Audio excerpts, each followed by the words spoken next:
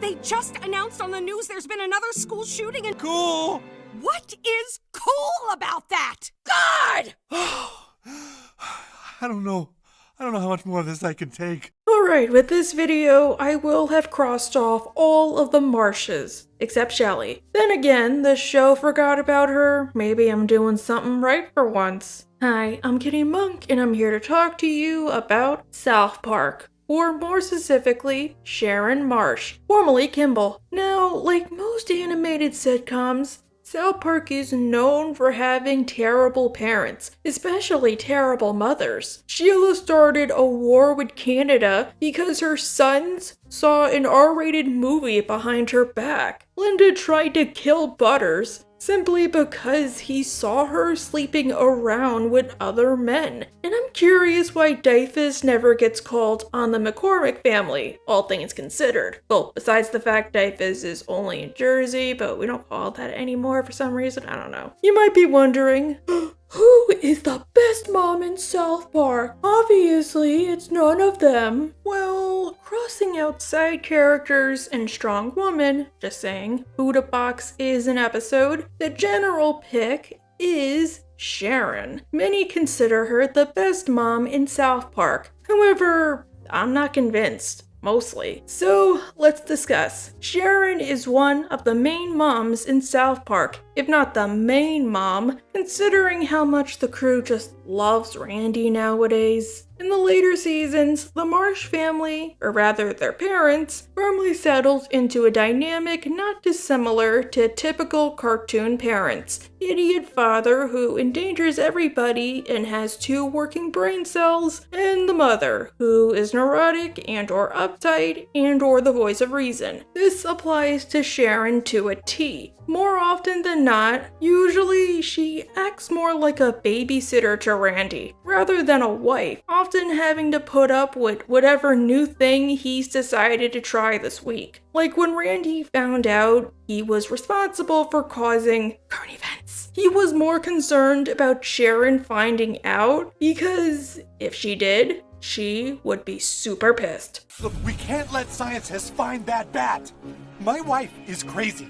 If she finds out I started the pandemic, she's gonna be a total about it. Like, to hell with the fact he might have killed millions of people and caused a worldwide shutdown. His wife is what matters most. It's for these reasons that Sharon is usually considered the best mom in South Park. But once again, I'm not convinced.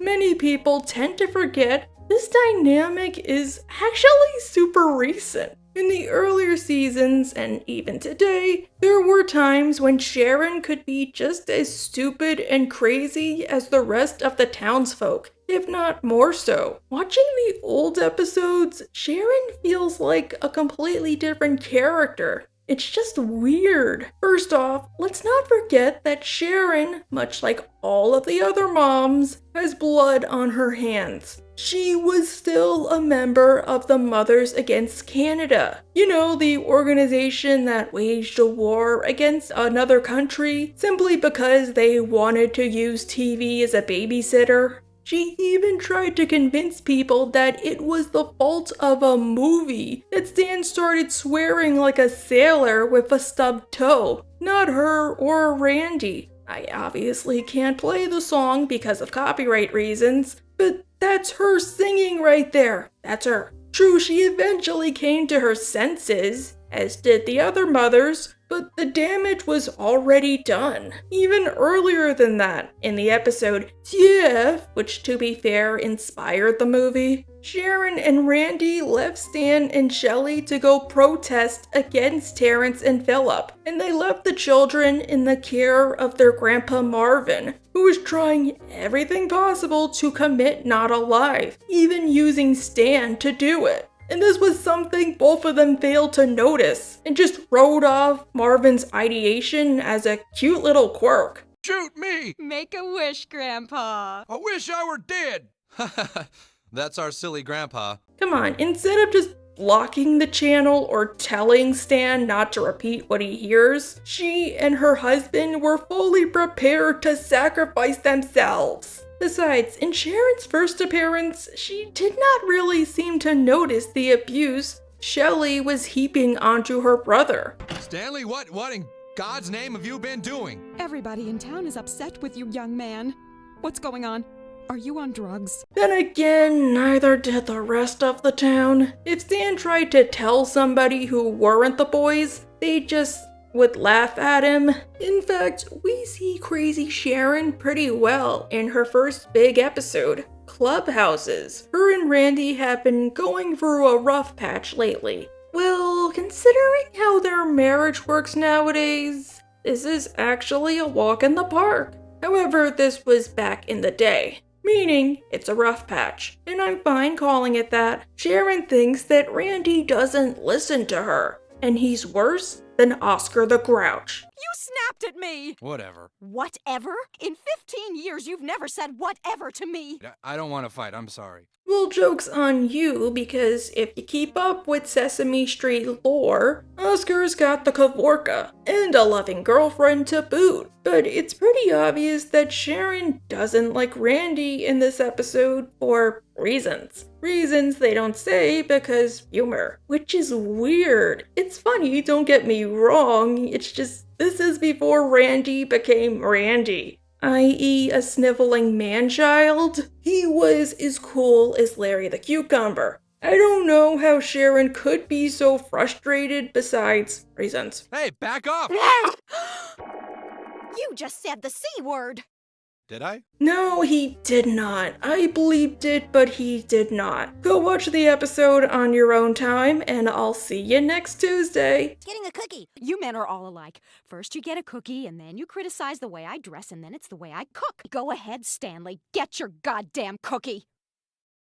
Well, Sharon, have you ever thought that maybe Stan saw what you were going through and wanted to be a considerate son and get you a cookie? A cookie covered in frosting. Wait, no, that is off top. Part of me thinks you taught Garrison how to behave in that one episode with the Persians. While this is going on, Stan and the boys try to build a clubhouse in Stan's backyard. And come on, it's the only viable one. In order to have an excuse to make out with girls. Well, mostly Wendy and Bebe, who are indeed girls. I am a gender studies major, meaning I do not assume gender. During construction, Stan gets in trouble in class for writing a note about how much he loves Kyle. No, Stan Cartman is supposed to love Kyle. Did you not watch Cartman Finds Love? Except he actually didn't. Bebe wrote the note. Still, as we all know from Heather's, parents aren't good, and we all wish grown-ups understood. And since this is 1998, Stan gets called into Mr. Mackey's office for having a disorder. Their words, not mine. Okay, Stanley, we're all here to get to the root of your behavior disorder. And his parents are not far behind. Hey, that rhymes. Ooh, that rhymes too. Only this is when they're still fighting, and it quickly turns into couples therapy. It's always gossip and stupid crap. Okay, apparently we have a bit of a communication problem here. Mr. Marsh, tell me how you're feeling. To the point where Stan just leaves and nobody freaking cares. How Excuse do me. you feel? Like I'm a ghost. Like he sees right through me. What are you, a dead mom? Because if you are, people are looking for you, Sharon. Are you invisible when you're sad? Off screen, Sharon has grown so angry with Randy that they have divorced. Probably on her insistence. Good thing that in fiction, divorce takes like 10 minutes and not months of endless paperwork and money and all that. And things will never be the same until the end of the episode. Status quo. This is all my fault, isn't it? Yeah, kind of. Sam! Dude, you're not supposed to say that. Wait, but wouldn't it be Shelley's fault because she was born first and therefore caused them to have to stay together? By societal norms, Stan would just be a symptom of their unhappiness. Worse yet, Sharon has met somebody to replace Randy. Some weirdo called Roy. Ugh. I know this must be a very difficult period for you right now, and the adjustment is going to take some time, but I'd like to be your friend. Now, he's gonna trap Stan in a machine where teachers appear and tell him he can't paint with green because green is not a creative color. Roy turns out to be as mood-swingy as Sharon on a seesaw, or when her Aunt Flo comes to town. Foreshadowing. When are you gonna cut me some slack, huh? I have taken you under my wing and done my best, and all you ever do is whine and moan about it. Stan, look, I've been in situations like this before. Just pinch your cheeks, pout your lips, stutter, and scream at the top of your lungs. Are you ready, Daddy? Trust me, he will run for the hills. Or do the Cartman method. Tell the police he molested you, and you won't see him for at least 3 months. Stanley doesn't really care about the divorce because he will be able to do clubhouses with the boys and with Wendy. And the best part about a clubhouse is truth or dare, if you catch my drift. He's all prepared, he educates himself, and then here's his mom ruining it again. And this is his time with you. But no, I have to go get the girls to go. Come on, Stanley. Week! Oh, come on, Shelly doesn't have to go. This is unfair, madam. As a bachelor, Randy's life is actually pretty fun. He gets a fancy car and a chance to flirt with hot chicks, and he only has to see Stan at most like once or twice a week for 15 minutes at a time. Well, hello, ladies. Hi, handsome. We're gonna be at Larry's bar tonight. I'm already there. He basically has the same life as Nick Cannon, just like 20 years too early. Oh, yeah. See, your mother and I still care about you and your sister. Yeah, you care about her so much that she's not in this episode. I'm not dropping that. I think that when you and Mom got married, you became family. And now that you are, you shouldn't be able to leave her any more than I can leave my sister. Oh, Stan, you're so young. You know what? This is probably one of the few times Randy is correct. The problem is, he just did not explain it correctly. Maybe you should have made Stan watch Mrs. Doubtfire. It explains divorce being a good thing much better than you ever could. I hate to see it end. Go on, get out. You know that nothing is more important to me than you, right, Stan? I guess, but I hope you're living in that car because Sharon took everything. And I hope it doesn't have a roof and it rains. Good thing Stan has the clubhouse to take his mind off of things and the chance to possibly kiss Wendy. Too bad Roy wants to play stepdad. Son, could you please come help me with the firewood? dude, we cut firewood all day yesterday. We have enough to last 12 years. When will you let me in? Let me love you. Well, sorry, he doesn't want to play with you, you Sean McGuire knockoff. This Sean McGuire, I know there's a couple. Robin Williams would have hated you. In fact, things only get worse because Roy complains to Sharon about his bruised ego. You know you're the most important thing to me, right? Now, Stanley, you have to understand how divorce works. When I say you're the most important thing to me, what I mean is you're the most important thing after me and my happiness and my new romances. Sad but true. Wanting the chance to get his life back to normal, Stan arranges for Randy and Sharon to meet up in the clubhouse and remember why they fell in love in the first place. And actually, it's pretty sweet, not gonna lie. Truth or dare? Truth. Do you still love me? Oh, Randy, I do love you. Yay, they're back together. Wait, what happened to Roy? I don't care. You know what? I kinda do. Hello? This is what you get. But this is not Sharon's worst moment. I present Spooky Fish in Spooky Vision. Is this doing anything for you? Around Halloween, Sharon is greeted by her monthly visitor, Stan's great Aunt Flo. Whenever Aunt Flo arrives, for some reason, Sharon turns into a total PBS. Stanley, I'm in no mood for this. Not when your Aunt Flo is in town. Being the considerate pipling she is, pipling means aunt or uncle, Aunt Flo gives Sharon little reminders that she will be coming. Tender boobies, swollen ankles, the back pain of an 80-year-old man, derealization, depersonalization, brain fog, feeling like you're hot, depression, cravings. At least Aunt Flo is a little more considerate than Aunt PMDD. Aunt PMDD is always there, and she never goes away.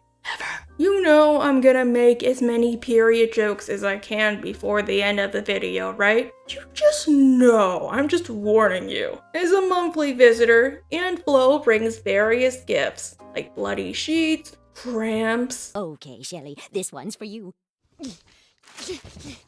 It's a television CD player surround sound home theater. Wow! Well, that's cool. Lucky. Whoa, what's wrong with your head? Why are you shaking like that? Dude, that's not cool. She's got Parkinson's disease. You know, I've always wondered about this since I first saw the episode as a little kid. Is Aunt Flo shaking to represent the blood? Because that's actually pretty clever. For Stan's present, Aunt Flo bought him a fish. A spooky fish. Roll credits. Oh, and another good part about Aunt Flo. She only visits your mom for 5 days or so. Lucky. Too bad that sometimes Aunt Flo has one foot out the door and you think she's gone, but she's still there, ready to wreck your clothes and ruin your plans. The spooky fish turns out to be bad news because it kills, and it has the nerve to blame the killings on Stan.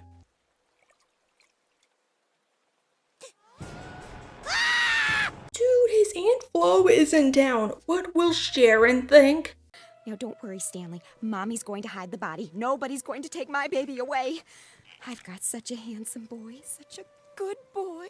I have questions. Actually, the episode answers those questions because Sharon used to kill things back when she was Stan's age. What are you doing up? Look at you with your little shovel, just like when you were 12. Just, Sharon, do you really need to go through the effort? Officer Barbrady is the only police officer in town at this point, but Barbrady does show up, and worse yet, for this one episode, he's actually somewhat competent. Mind if I look around the backyard, though? Why would you want to do that? Well, I'm checking everyone's backyard. Missing people usually turn up hiding in someone's bushes. Stan goes to talk to Aunt Flo about where exactly she got the spooky fish. You know what? I should probably stop. Do you remember what pet store? Let's see. I believe it was called the Indian Burial Ground Pet Store just outside of town. It's actually the Native American Burial Ground. No, wait, I'm being intolerant. It's the Indigenous American Burial Ground. Duh. Check your microaggressions, bro. Anyhow, did they build it over the pet cemetery, moving only the headstones? Only moving the headstones. Too bad that Aunt Flo's ignorance has killed her. Address Aunt Flo. Aunt Flo! Oh, Stanley, no! Not Aunt Flo! It was the fish! Oh, what a good baby. What a good son I have. Oh no! If Sharon was an artist, she would be forever done with her red period. You knew I was saving that one. Mrs. McCormick, I'm going to have to ask you to leave. You've been drinking. That's right, I'm a little drunk. You'd be drunk too if you lost your boy. Wouldn't you be drunk anyway? What work would Sharon have to do? The loss of Aunt Flo hit Sharon like a truck of bricks. And because she can't just summon a stripy ghost man to deal with her problems, she quies. I can't believe that Aunt Flo is gone, that she won't be visiting me ever again. Sweetie, look on the bright side. No more PBS, right? Right? When Barbrady is eventually freed, he doesn't press charges. He knows what it's like when your monthly visitor stops coming, because he has a wife. Oh, I understand. I remember when my wife stopped getting her monthly visitor. More questions. Do the other moms have great Aunt Flo's? Or does, say, Leanne go swimming on a crimson tide for a week? Does Carol paint the house red while Stuart stirs it like a pot of soup? Or since Trey Parker loves Japan, does, say, Sheila get a visit from Matthew Perry? Lucky dog. To me, this is Sharon's worst episode just because of what it implies. She killed people when she was a child and buried the bodies and was fully prepared to help Stan when she thought he was doing the same. They never say why she did it, which just makes it all the more worse. And judging by how she refused to believe Stan until the end of the episode, she did indeed commit those deeds. She wasn't framed like her son was. Dude, if I needed to kill somebody real fast, I would call Sharon.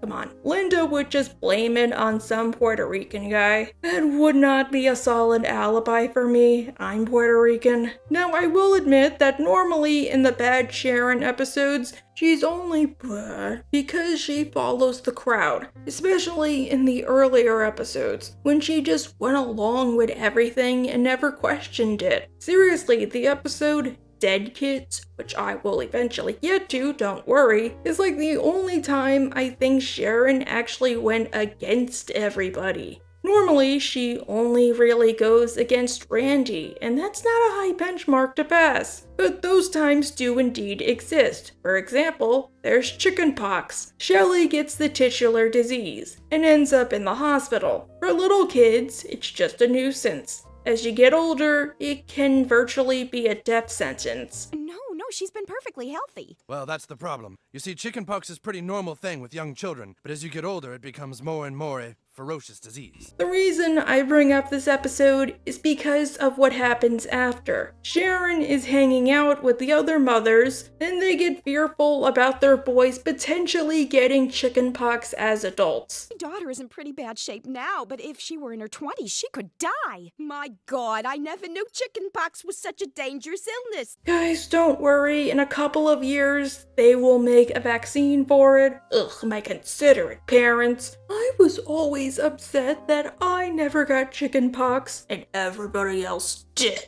In fact, it's actually Sharon's idea to have a pox party, which is where you send your kids to spend time with somebody who is infected and hope they catch chickenpox. Because better they get it while they're young, as once you get chickenpox once, you typically don't get it again. Tell me if I'm crazy, but I started thinking that we should intentionally have our boys play with a child who has the chickenpox. Let them get it now while they're young. This actually surprised me. Suggesting something like this is such a Sheila thing, not a Sharon thing. If this happened nowadays, Sheila would have proposed the idea and Sharon would have just kept Stan from seeing the boys until they got better or the infection passed. Still, the pox party goes ahead, and after spending a terrible, horrible, no good, very bad night at Kenny's house, Stan has chickenpox. Oh, goody, you've got a fever. Goody? What do you mean, goody? Then there's trouble, besides the chickenpox. While Cartman and Kenny suffer from the standard symptoms, and Kyle somehow has immunity, Stan has a high fever and has to be sent to the hospital with his sister. We,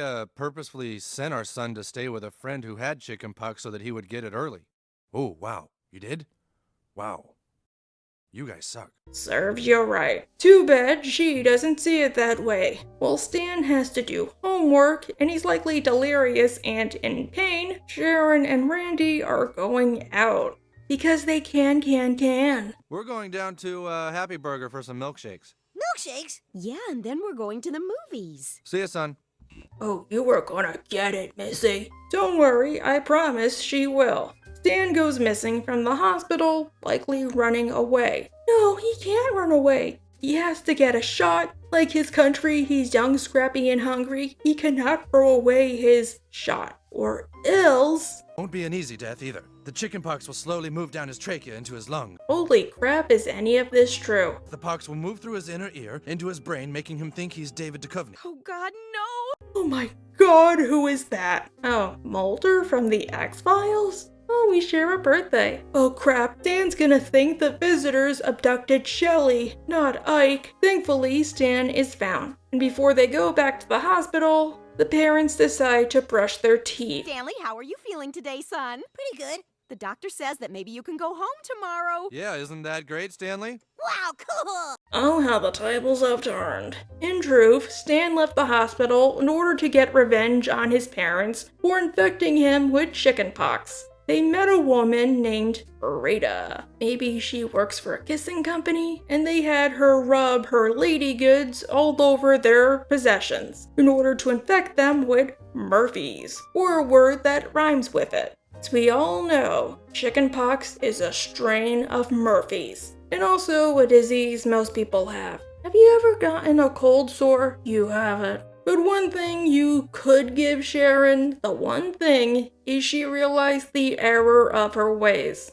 Well, I guess it serves us right. Kids, we should have been honest about wanting you to get chickenpox. And that puts her on a higher pedestal than the other moms. However, that's not to say Sharon is a saint. Remember that Death Camp of Tolerance? As part of a get-rich-quick scheme, Garrison dials up his stereotype, even bringing in Mr. Slave. Ugh, Jesus Christ. When the kids bring this up to their parents, they assume they're being intolerant, and send them to the Museum of Tolerance. I'm surprised at you, Stanley. I really thought you knew how to accept people for who they were. Yeah, but Dad... No but, Stanley. We're not raising our kids to be discriminators. Okay, that's something. Give them a little lesson in respect. Take the time to teach your children that you have to be tolerant of everybody, except smokers. But I'm not in the museum. Get out of here, you filthy smoker! Yeah, dirty lungs. Go ahead and kill yourself, stupid tar breath! Rob Reina, you did it again. Still, Garrison keeps it up, and the kids continue to act intolerant. With no choice, the parents, which include Sharon, send the children to tolerance camp, which is likely PC Principal's wettest dream, or the place he interned at.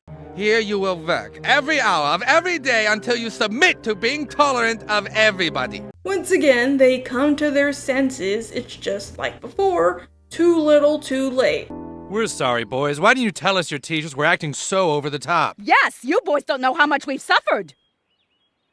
Completing this little list is child abduction is not funny. Biggest lie in the world next to Santa Claus. There have been reports of child abduction rising in South Park. And since South Park is a town of like 100 people, that's a serious problem. After Tweek almost gets abducted, the parents actually start acting like parents. As usual, they go too far in the other direction. First off, Sharon tries to convince Lou Kim, owner of City Walk, to build a wall to keep out strangers. Please, Mr. Tuong Lou Kim. Your ancestors put up a great wall that kept Mongolians out for thousands of years. We know you can do it for us. That's why they build the wall to keep us free. Spurned on by more and more abduction stories, the parents start to get craftier, sort of. For instance, they invest in other devices, like Child Tracker, because this was before cell phones, wasn't it? There, I think that's got it. Dude, no way. I'm not wearing Child Tracker. Couldn't you have just bought one of those little chips you put under somebody's skin? Wait, that doesn't actually exist? I was lied to. Then comes the worst part. According to the news, the person most likely to abduct a child is their own caregiver, usually a parent. Bombshell. The study reveals that 9 out of every 10 abduction cases are committed by the child's mother or father. The bottom line being that your children aren't safe. Even from you! Granted, I feel like the episode should have explained why this happens. Just saying. Apparently, it's because of stuff like custody battles that go too far, or to protect the child from the other parent. Because I think if they did, they wouldn't have to resort to what happens later on. Thinking the other parent is going to kidnap their child, the families all agree to abandon them. What? Giving them money and toiletries. The news says that at your age you aren't safe with us, son. You have to get out of here before we abduct you. Wait, then why is Cartman being abandoned? He's raised by a single mother. Who's gonna kidnap him? His family lives in Nebraska. And you know what? I hate to say it, but this scene actually makes me a little upset.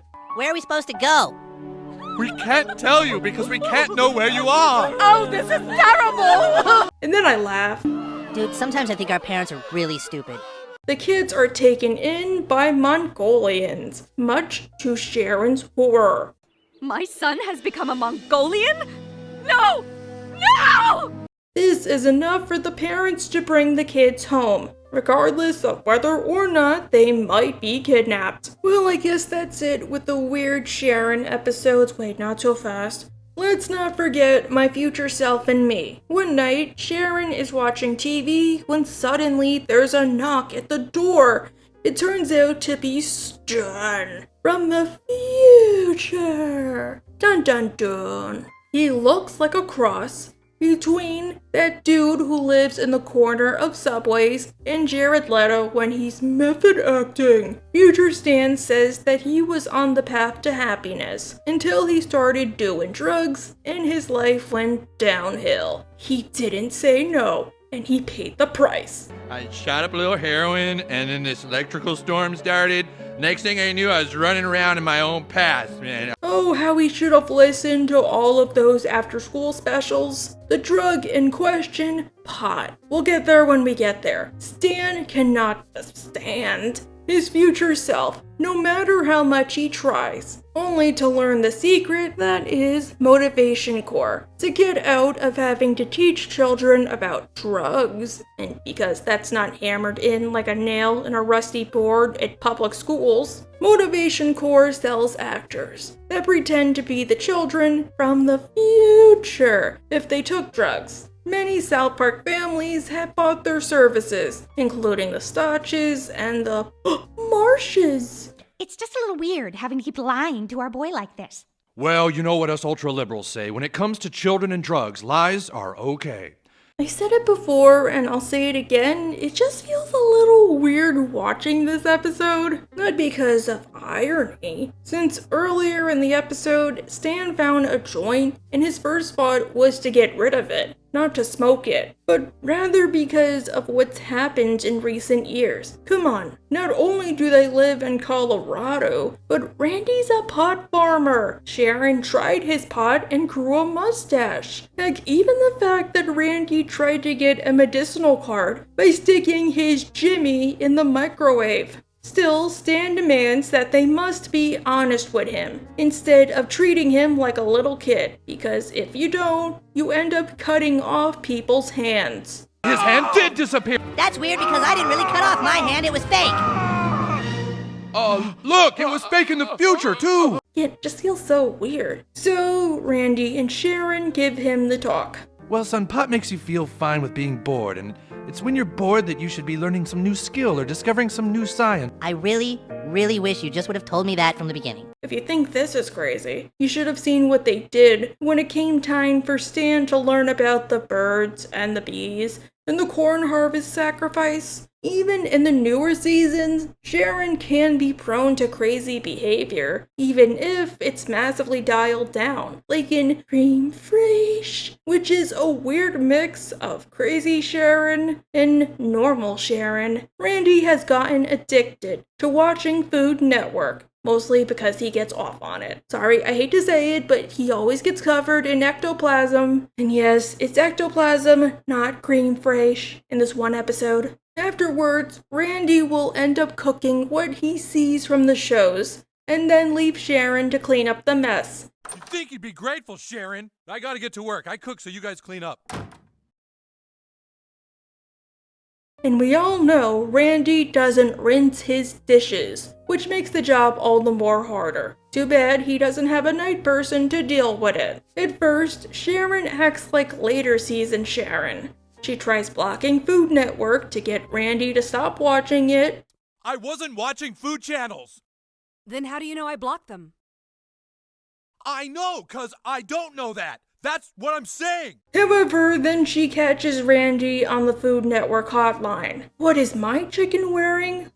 Nothing at all. It's a nightclub. Randy Marsh! Ah, Sharon! Sharon thinks that Randy doesn't want to touch her anymore, and Sheila proposes that she should try to slim down to get his attention. How to do so without going to the gym or giving up carbs because carbs taste so good? Well, the shake weight. Clearly, it was invented by Freud. So apparently there was a study and they found that shake weights actually don't do anything to help you, or if they do, it's actually super duper minuscule. And we see it in this episode. Just as Randy becomes addicted to Food Network for reasons, Sharon becomes addicted to the shake weight for reasons. She even starts to neglect Stan just so she can shake a weight. Like she even goes out of town to a freaking beach somewhere. I don't know where, I just know Colorado is landlocked, so it could be basically anywhere, just so she can play house with shake weight. You are so lovely and elegant.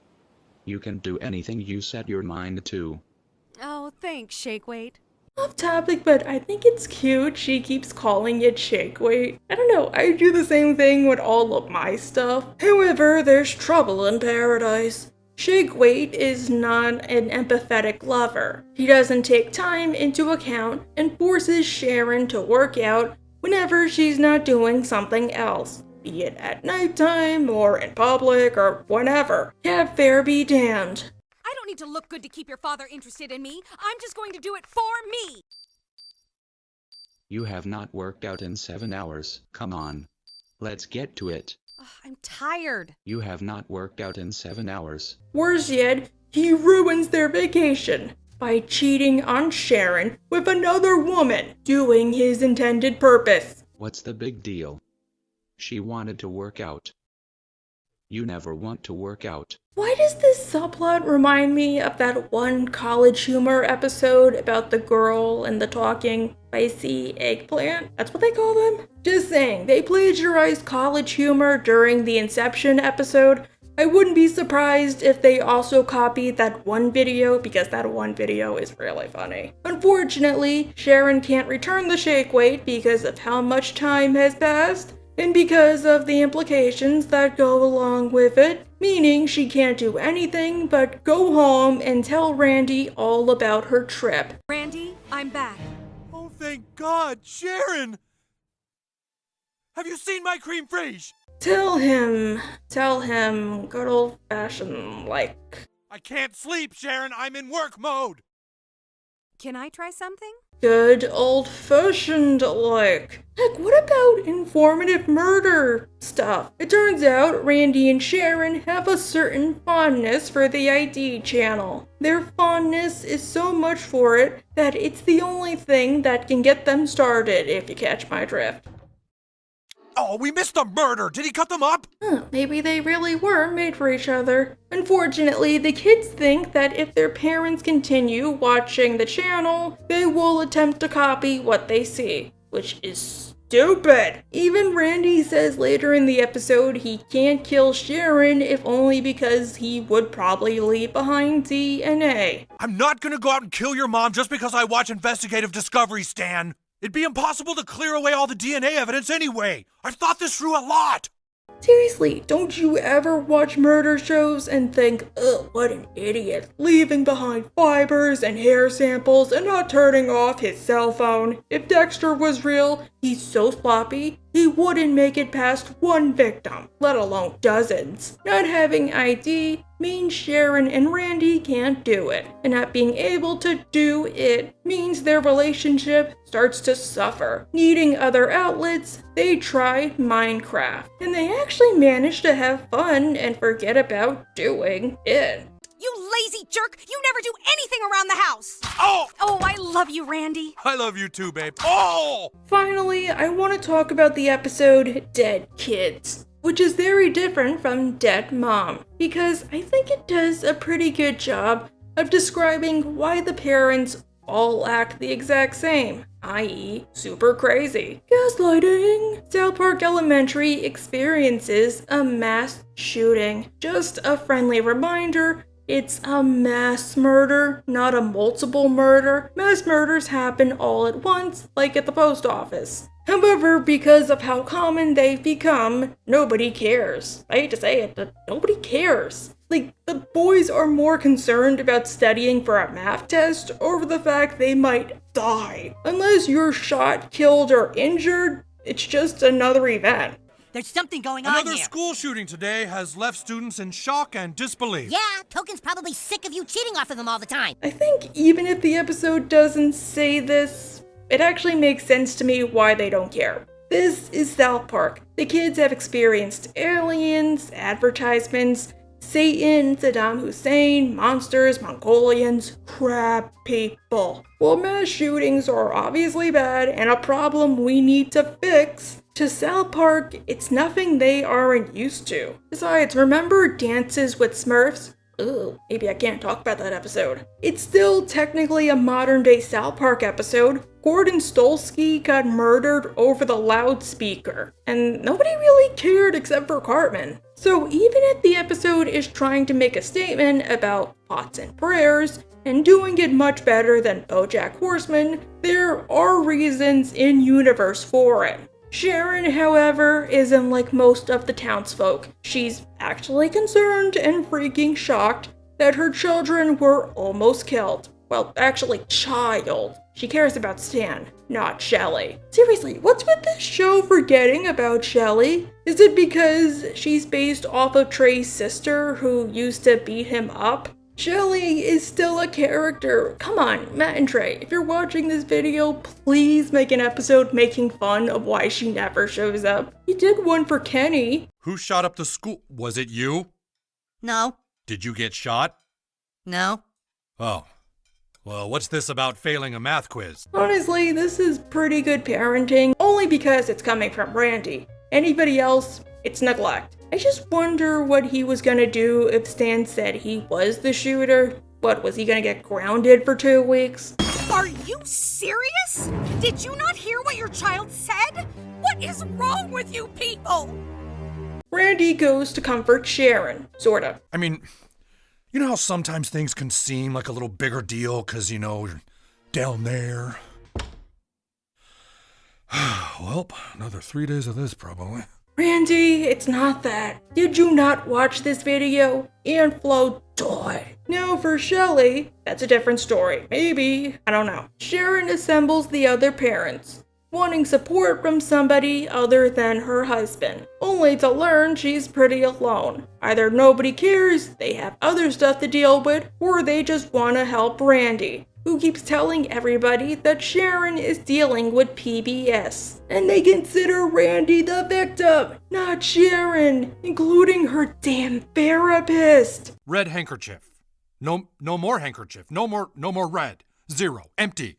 Old lady. Take away his license now. The parents call Sharon, telling her something is happening at South Park. Her worst fears manifested. But it's just Randy singing, while her actual fears are really going down. That's both funny and freaking sad. Sharon tries to tell everybody it's not PBS, because she got her period that morning. This morning.